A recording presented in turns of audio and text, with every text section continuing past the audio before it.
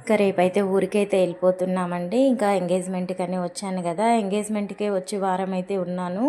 ఇంకా రేపైతే వెళ్ళి మళ్ళీ వారం అయితే పెళ్ళికి టైం ఉందండి. ఈలోపు పనులన్నీ చూసుకొని ఇంకా రావచ్చులే అనేసి ఇంకా రేపు ఉదయాన్నే అయితే వెళ్తాము. ఇంకా మా ఆడబిడ్డ వాళ్ళ ఊర్లో అండి డాబా మీదకి ఎక్కితే ఇది మంచినీళ్ళ చెరువు అయితే చాలా బాగా అయితే కనిపిస్తుంది. ఆ ఊర్లో ఈ వాటరే వాడతారండి. అందరూ ట్యాంకీలకి పైపుల ద్వారా ఎక్కించుకుంటారు. నీళ్ళు అయితే చాలా బాగుంటాయి.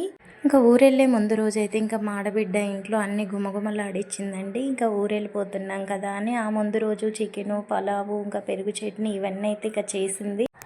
ఇంకా పెద్దవాళ్ళ దగ్గర నుంచి పిల్లల వరకు ఇక వెళ్ళొద్దు, వారంలో పెళ్లి పెట్టుకొని ఇంక ఎందుకు వెళ్తున్నారు అని పిల్లలు కూడా గోలండి. మా పిల్లలు కూడా రావడానికైతే ఇష్టం లేదు. వారంలో మళ్ళీ రావాలి కదా మమ్మీ, ఇక్కడే ఉందాము అని గోల్ చేశారు.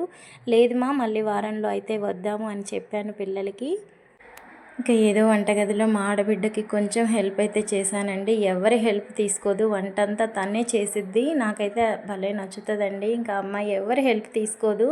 ఇంకా వంటలన్నీ అద్దరగొట్టిద్దండి, మామూలుగా చేయదు. చికెను పలావ్ అయితే చాలా బాగా చేసిద్దండి. అవే కాదు మిగతా వంటలు కూడా అన్ని వెరైటీస్ అయితే బాగా వండిద్ది. ఇంకా వంటలన్నీ అయిపోయేసరికి అందరం అయితే ఇంకా స్నానాలు అయితే చేసి ఇంకా తినడానికి అయితే రెడీగా కూర్చున్నామండి. ఇంకా నా వెనకాల మా అత్తయ్య గారు అయితే పలావ్లో పప్పు వేసుకొని తింటుందండి. ఎండలకైతే చికెను ఇవన్నీ అయితే మానేసింది. పలావ్లో అయితే నేను కొంచెం పప్పు వేసుకొని తింటానమ్మా, చికెను అవి ఏమీ వద్దు అని చెప్పేసి ఇంకా ఆమె అయితే అలా తింటుంది. ఇక్కడ మా అల్లుడండి ఇంకా అసలు ఈయన స్పెషల్గా తింటాడు. ఇక కింద కూర్చోరంటే లేదు లేదు నేను పైనే కూర్చొని తింటాను అనేసి స్పెషల్గా అయితే తను అక్కడ కూర్చొని అయితే తింటున్నాడు.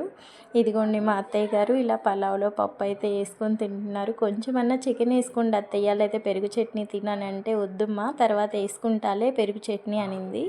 ఇంకా స్నానానికి వెళ్ళి వచ్చేసరికి మా ఆడపడిచి అయితే కొంచెం అన్నం తోడి పిల్లలకైతే పెట్టించేసిందండి. సగం అయిపోయిన తర్వాత అయితే చూపిస్తున్నాను. పలావ్ చూడండి ఎంత పొడి పొడిలాడుతుందో. ఎప్పుడైనా పలావ్ అనేది ఇంకా పొడి పొడిలాడుతూ ఉంటేనండి చాలా బాగుంటుంది. రైస్ ఎప్పుడు మెత్తగా ఉండకూడదు. పలావ్ కానీ బిర్యానీ కానీ మనం పలావ్ చేసినా బిర్యానీ చేసినా ముందు ఎసరుగా మాత్రం కరెక్ట్గా చూసుకొని వేసుకోవాలండి. అప్పుడే రైస్ అయితే బాగా కుదిరిద్ది. పొడి పొడిగా రావాలి అన్నప్పుడు కొంచెం ఎసరు తగ్గించి వేసుకోవాలి.